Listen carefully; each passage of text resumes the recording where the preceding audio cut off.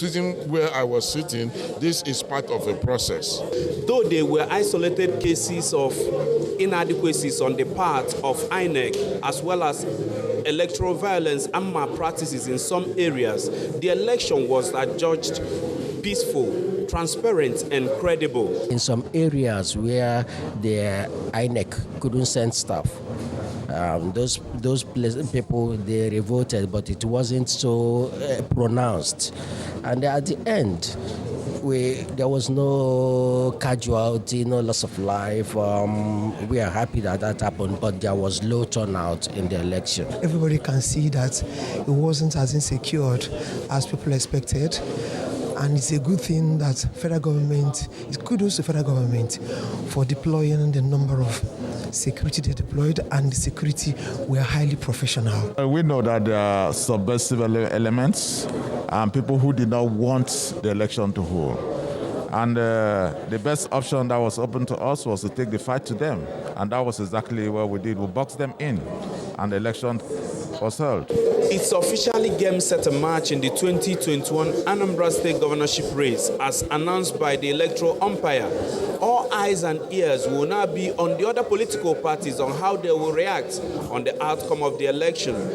From the INEC Collation Center here in Oka, I am Chukunon Songwa-Bueze, NTN News. Meanwhile, the Anambra State Governor-elect, Professor Chukwuma Soludo, has promised to work hard to justify the confidence reposed in him by providing dividends of democracy to the people of the state. Professor Soludo made the promise while addressing journalists shortly after INEC declared him winner of the governorship election.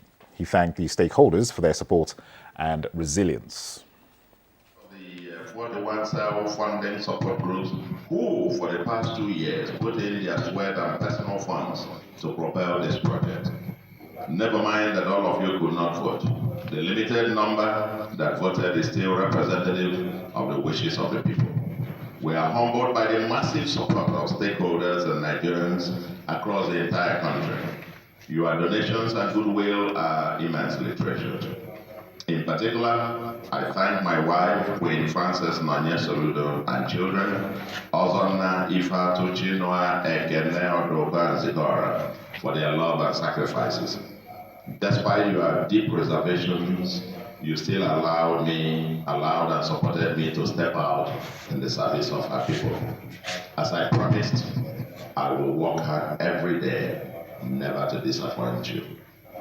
At this moment, we must remember, and will continue to remember, all those who died in the course of this movement, especially the 3 policemen who were killed by unknown gunmen during our town hall meeting with youth in my ward. May God continue to grant their souls eternal rest.